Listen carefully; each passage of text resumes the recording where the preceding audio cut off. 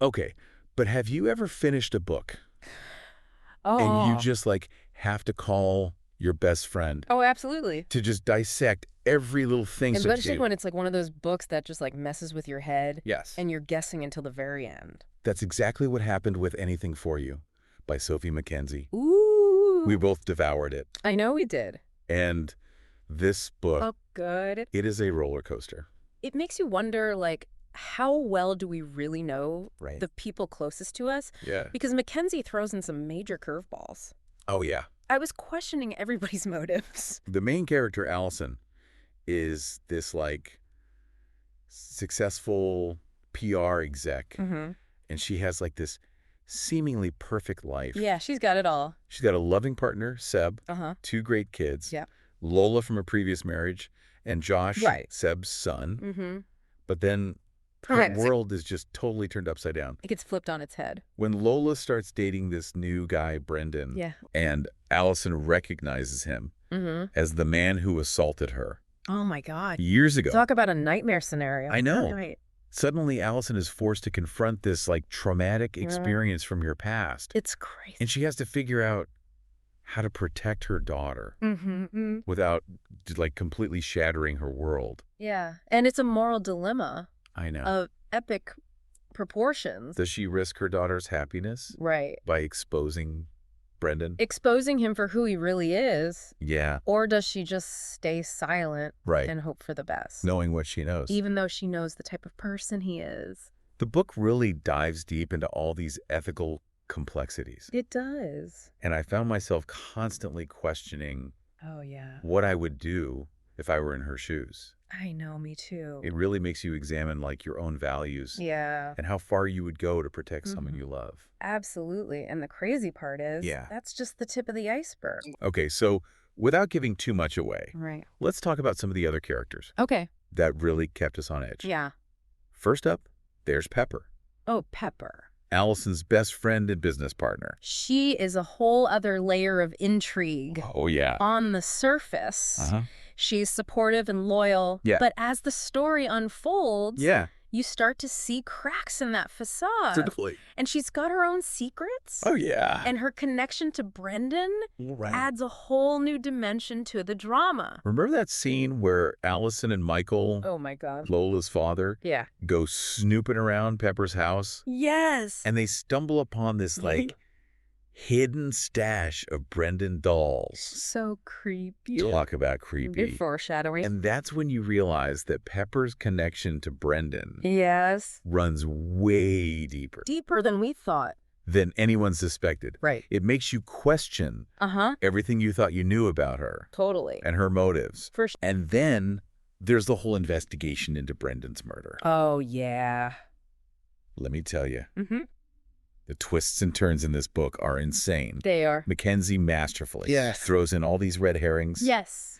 and keeps you guessing until the very last page. Until the very end, I was like, who is it? Okay, Yeah. so Yeah. Allison's facing this impossible situation. Mhm. Her daughter is dating the man Right. who assaulted her years ago. Yep. What does she do? Well, She decides to pay Brendan off. yeah. Basically, she tries to buy his silence Mhm. and distance from Lola Using. using money she inherited Yeah. from her partner, Seb. That's a major turning point in the story. And it Yeah. really makes you think, like, It raises a lot of questions about her yeah. judgment. Huh. Like, is it ever okay to steal, Right. even if you believe Yeah. it's for the right reasons? It's a tough question. It gets even more complicated Right. when you Oh, consider the yeah. ripple effect that her actions have Mm-hmm. on her relationships with Seb, Yeah. Lola, Mm-hmm. and even Michael. Yeah. The book really highlights how one seemingly desperate act It does. can have these far-reaching consequences. For sure. It's fascinating how Mackenzie Yeah. doesn't shy away Mm-hmm. from portraying Allison as a flawed character. She's human. She makes mistakes, She does. acts impulsively, Yep. Yeah. and sometimes her choices aren't exactly No. morally sound. They're not. That's what makes her such a relatable I know. and compelling character. Yeah, you're rooting for her even when you're like, girl, what are you doing? Totally. It's like watching a friend Mm-hmm. make a series of bad choices, I know. and you're just cringing, Yeah. hoping that they'll figure things out Before it's too late. before it's too late. The tension just keeps building from there. I know. Brendan ends up murdered, Oh, yeah. and suspicion naturally falls on Lola. And the way the police handle the investigation Don't even get me started. adds another layer of complexity. Yes. They seem so fixated I know. on pinning the crime on Lola Mm-hmm. that they overlook They do. all these crucial details Yeah. and potential leads. It's like they've already decided she's guilty. It's frustrating, Yes. but it also reflects Yeah. how real-life investigations can sometimes go wrong, especially when you're dealing with young suspects and societal perceptions. That's true. It's like they're so focused on the who Yeah. that they completely miss the why. Uh-huh. McKenzie brilliantly uses this dynamic She does. to highlight the flaws in the justice system Yes. and how easily assumptions can lead to miscarriages of justice. Absolutely. It definitely had me thinking about how important it is Oh, yeah. to question everything Yes. and not just accept the narrative that's presented to you, Right. especially when it comes to something as serious as a murder investigation. For sure. And speaking of questioning everything, Yeah. remember that scene where Alison confronts Brendan Oh. and accuses him of what he did to her Yeah. all those years ago? Uh-huh. That scene was intense. It was. McKenzie builds the tension. Mm-hmm. You can practically feel Alison's fear Oh, yeah. and anger as she finally confronts her attacker. It's palpable. And Brendan's response is so typical of abusers. It's textbook. He denies, Yep. gaslights, Mm-hmm. and tries to manipulate the situation Mm-hmm. to his advantage. To make himself look good. It's chilling, It is. but unfortunately a reality Sadly. for so many survivors. It is. That scene was a powerful reminder Mm-hmm. of how difficult it can be for survivors to come forward Mm-hmm. and how their trauma is often dismissed Yes. or minimized. Totally. Like they have to fight tooth and nail Yeah. just to be heard and believed. Just to be taken seriously. And even then, Yeah, there's yeah. no guarantee of justice. Exactly. It's heartbreaking. It is. And it makes Alison's decision to protect Lola, Yeah. even through morally questionable means, Mm-hmm. even more understandable. I get it. Like she's trying to protect her daughter Mm-hmm. from a system Yeah. that often fails to protect survivors. Exactly. It's a complex situation It is. with no easy answers. There's no easy solution. Okay, but let's circle back to the money for a second. Okay. Stealing from Seb, Yeah. even with the justification of protecting Lola, Mm-hmm. is a huge betrayal. It is a betrayal of trust. What did you make of that whole situation? I think it shows how desperate Alison is. Uh-huh. She's backed into a corner, and she believes this is the only way To shield Lola. to shield Lola from harm. Yeah, But it's risky. it is. And you can see how it erodes the trust Right. in her relationship with Seb. Yeah, like, even with the best of intentions, sometimes the choices we make Yeah, have devastating consequences. they do. And the fallout from that one decision Right. just spirals outward, It does. affecting everyone in Alison's orbit. Like a domino effect. Absolutely. McKenzie is a master at that. Showing how one seemingly small action Mm-hmm. can trigger a chain reaction A chain of events. with far-reaching consequences. Yeah. And it's not just about the consequences, Right. but the moral implications, too. It's like she's asking. It's like McKenzie is asking, yeah. how far would you go How far would you go? to protect your child? Exactly. And forcing you to confront To really think about it. your own ethical boundaries. Your own moral. Exactly. It's a question Yeah, that lingers long after you finish the book. it does. And honestly, there's Mhm. no easy answer. No. It's a moral gray area Yeah. that makes you think about About right and wrong. the complexities of right and wrong, Exactly. especially when faced with Yeah. extreme circumstances. Shazy situations. Okay, so we've talked about Alison's dilemma, Mm-hmm. the police investigation, and the tangled web of relationships. Yes. But there's so much more to unpack Oh, there is. with Pepper's character Hmm. and the shocking twists Oh, my God. that keep you guessing until the very end. It's wild. So we left off with Brendan's murder Yeah. and the police zeroing in on Lola. And it's not even just suspicion. Right. They seem determined Yeah. to, like, build a case against her, Hmm. even if the evidence is flimsy. It's almost like they've already written the narrative. Totally. Right. Troubled teen snaps and kills It's exact. her problematic boyfriend. Yep. And that's where the theme of perception versus reality Ooh, yeah. really kicks in. I love that. We as readers, we know that Lola isn't capable of murder. Right. But the police are so caught up They are. in their assumptions that they miss. Yeah. Crucial detail. Like that supposed eyewitness who places Lola at Brendan's house. Around the time of the murder. Around the time of the murder. Their story is full of holes. It is. But the police are clinging to it. Yeah, they're like grasping at straws. Like a life raft. I know. It's infuriating. It is. But it raises an important point. It does. About how easily biases can influence an investigation, especially when you're dealing with young people. Absolutely. It makes you think about all those real-life cases. Where wrongful convictions happen. Because of tunnel vision. Yep. And prejudice. And Mackenzie portrays Alison's helplessness. Oh, my God. In this situation so well. It's gut-wrenching. It is. She knows Lola's innocent. Yeah. But she's battling a system that seems totally rigged against them. Yeah, she's screaming into the void. Trying to convince the police. Let them decede. To consider other possibilities. Right. But please just fall on deaf ears. And then comes the search warrant. Ugh. Talk about adding insult to injury. I know. The police storm into their home. They turning everything upside down. Treating them like criminals. Treating them like they're the guilty ones. It's a complete invasion of privacy, and you can feel the tension. The stress is palpable. And the fear escalating. And poor Josh. Oh, my God. He's caught in the crossfire. Yeah. He's traumatized by the police presence. And he's blaming Lola for all the chaos. It's a reminder of how these events impact the entire family. The whole family. Not just the individual under suspicion. That's so true. And then the police make a shocking discovery. They find the murder weapon. The knife used to kill Brendan. Planted in Alison's bag. Talk about a setup. It's a classic frame job. It is. And it immediately throws the suspicion back on Alison. Right back onto Alison. It's like someone is deliberately trying to make it look like she's covering for Lola. Yeah, by taking the fall. And that's when the seeds of doubt about Pepper start to take root in Alison's mind. That makes sense. It does. Pepper had access to her bag. Yeah. She knew about the money. And let's not forget. And the Brendan dolls. Her own complicated history with Brendan. It's like a giant neon sign flashing suspect. I mean, who keeps a collection of dolls resembling a murder victim? It's too weird. It's just too bizarre and unsettling to ignore. McKenzie's giving us these little breadcrumbs, these clues that hint at Pepper's potential involvement. But she also keeps us guessing. Because Pepper could be trying to frame Alison. Yeah. Or she could be an innocent victim caught in the crossfire. And that's the brilliance of this book. It really is. It's full of these morally ambiguous characters. And situations. That make you question everyone's motives. You're constantly trying to piece together the puzzle. I know. But just when you think you've got it figured out, yeah, Mackenzie throws in another twist that turns everything on its head. So Alison suspects Pepper.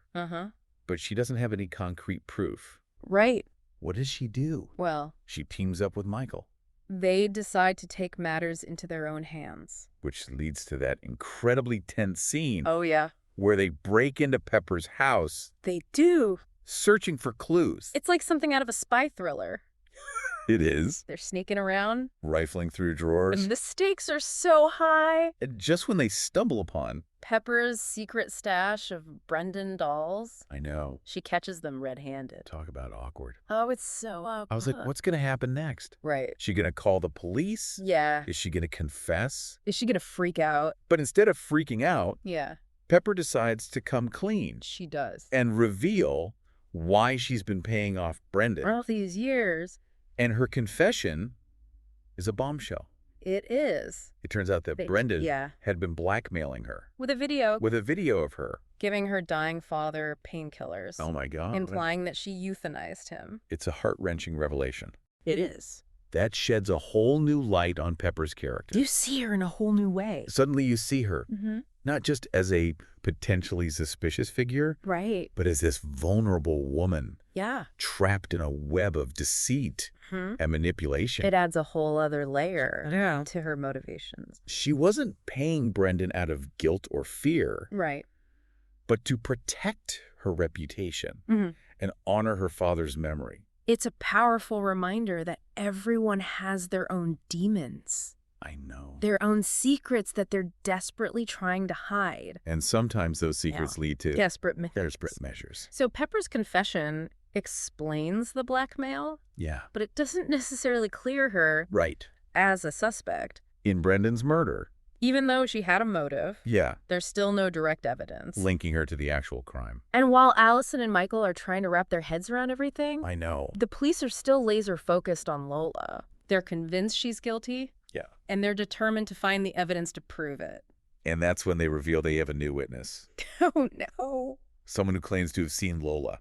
Uh-oh. Leaving Brendan's house. Wearing a specific coat. Not just any coat. No. A bright yellow Gucci coat. Oh, my God. That Pepper had given her. And this is a game changer. It is. Because Lola had told the police that she was wearing a different coat that night. So if they find the yellow coat and it has Brendan's blood on it, Lola is done for. It's a heart-stopping moment. Alison knows she has to find that coat. Yeah. And figure out who is trying to frame her daughter. Before it's too late. Before it's too late. But the question is... But who has the coat? Yeah.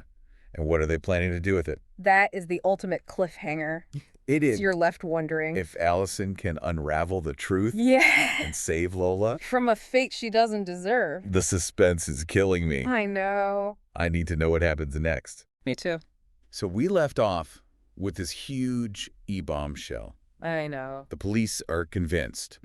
They have this eyewitness who saw Lola. Yeah. Leaving Brendan's house. Wearing that yellow Gucci coat. The one Pepper gave her. And remember Lola told them? I know. She was wearing a different coat that night. If the police find that coat, especially if it has any evidence, linking it back to the crime scene, it's going to be really hard for Lola. It's going to be almost impossible to prove her innocence. Yeah. It's like a classic case. Of being caught in a lie. Even if the lie was told out of fear and desperation. It highlights how quickly the narrative can shift against you in these situations. I know. It's like the walls are closing in. And every piece of circumstantial evidence, even something as small as a coat, can be used to paint this picture of guilt. And the fact that the coat came from Pepper. Oh, my God, Pepper. It just adds another layer of suspicion. It does. After the whole blackmail revelation and those creepy Brendan dolls. Right. It's hard not to wonder if she's somehow... I know. In framing Lola, right. McKenzie's really playing with our expectations. He is. Making us question everyone's motives I know. And allegiances. Totally. Just when you think it can't get any more intense. I know. Alison gets a call from Hamish. Ooh, Hamish. I know. He claims to have the yellow coat. What? And wants to meet. That is so shady. It is. If he's trying to protect Lola, why not just hand over the coat anonymously? Exactly. Or give it to her directly? Yeah. Why the cloak and dagger routine? It's almost like he's dangling. Yes. He is.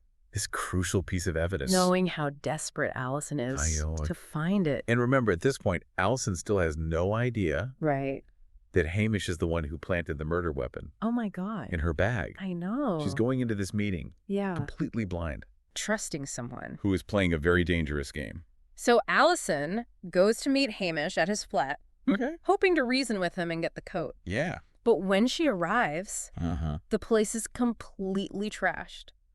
What? There's no sign of him. Oh, no. It's like a scene from a horror movie. It is? And it immediately sets off alarm bells. Yeah. Something is definitely not right. And just when you think it can't get any weirder. Right. Lola and Michael show up. Oh, and this is where we get the biggest twist in the entire book. It turns out that Lola has known all along that Hamish is the one who killed Brendan. Lola knew. Yeah. But why didn't she say anything? Okay. Why would she keep that a secret? It turns out that Hamish has been blackmailing her. Oh, my God. Threatening to hand over the yellow coat. To the police? To the police if she exposes him. As the killer. He's preying on her vulnerability. That's so messed up. I know. Not only is Hamish a murderer, but he's using Lola's fear and loyalty. To manipulate her into silence. It's a classic abuser tactic. It is. Using fear and control. To keep their victims trapped. Lola's caught between a rock and a hard place. She is. Torn between protecting her family and exposing this dangerous criminal. And then Pepper shows up. Yeah. Holding the yellow coat. She claims she saw Hamish. Yeah. Trying to get rid of it. And took it from him. Talk about a dramatic entrance. Oh, my God. So we've got Alison, Michael, Fouker, Lola, Pepper, and the ghost of Hamish. All swirling around. It's chaotic. Chaotic situation. It's like a pressure cooker about to explode. And the truth is about to come out. In a very messy way. And that's when it hits Alison. What? All the pieces of the puzzle finally click into place. Tell me. The yellow coat, the planted murder weapon, the blackmail. It all points back to one person, someone who's been lurking in the background, masterminding this whole twisted scheme. Oh, my God, don't tell me it's Michael. Oh, Michael, the seemingly supportive, devoted father. The one who's been there for Alison and Lola every step of the way. It's the most shocking twist of the entire book. I did not see that coming. The person they trusted the most. I know. The one who appeared to be their protector. Is actually the architect of their pain and suffering. McKenzie's a master. She is. At creating these seemingly trustworthy characters and then slowly peeling back their layers. To reveal their darker sides. It's a reminder that appearances can be deceiving. And sometimes the people who seem the most harmless are capable of the greatest evil. So walk me through Michael's motive. Okay, what was his motive? Why would he go to such extreme lengths? To frame his own daughter? It all boils down to his obsession with Alison. Oh, Alison. He's never gotten over their breakup. Oh, wow. And he sees Brendan as this rival, an obstacle standing in the way of him reuniting with Alison. So it was a crime of passion. It was. Fueled by jealousy and possessiveness. And when Michael finds out about the blackmail. And the fact that Alison gave Brendan Seb's inheritance money. Yeah. He snaps. Oh, my God. He confronts Brendan and in a fit of rage accidentally kills him. And then instead of taking responsibility for his actions, he concocts this elaborate plan to frame Lola. Believing he can protect Alison. Wow. And manipulate her into coming back to him. It's so twisted. It is. Selfish. Disguised as love and protection. It's scary. It is. The fact that he was willing to sacrifice his own daughter. I know. To achieve his goal. It really makes you question the boundaries of love and how easily it can twist. Into something dark. Into something dark and destructive. It's a cautionary tale. It is. About the dangers of unchecked obsession. And the lengths people will go to. When driven by jealousy. Yeah. And possessiveness. It's a powerful reminder that sometimes the people who seem the most devoted and loving are actually the most dangerous. So we've uncovered the truth about Michael. We have. But what about the aftermath? How does it all end? Well, the truth comes out. Justice is served, in a very roundabout way. And the characters are left to pick up the pieces of their shattered lives. Alison and Josh try to rebuild their lives, haunted by the betrayal and the trauma. Lola struggles to come to terms with her father's actions. Grappling with that profound sense of loss and disillusionment. It's a realistic portrayal. It is. Of the lasting impact. Of trauma. Of such a traumatic experience. There's no easy resolution. Right. No magical healing. The characters are left with scars. They are. Both physical and emotional. That will likely shape their lives forever. Wow. Anything for you. It's definitely one of those books. It is. That stays with you. It really does. Long after you finish the last page. A masterfully crafted thriller. It is. That keeps you guessing until the very end. It's got complex characters. It does. Shocking twists. And thought-provoking themes. I highly recommend it to anyone who loves a good psychological thriller with a healthy dose of family drama and betrayal. For sure. So if you haven't already, go grab a copy of Anything for You by Sophie McKenzie. And if you have read it, let us know what you thought. In the comments below. Were you surprised by the ending? Who did you initially suspect? Yeah. We'd love to hear your theories. And reactions. Don't forget to like this video. Yes. Subscribe to our channel for more deep dives into the books we love. And be sure to share this episode with your friends. If they enjoy a good, twisty thriller. Thanks for joining us. See you next time.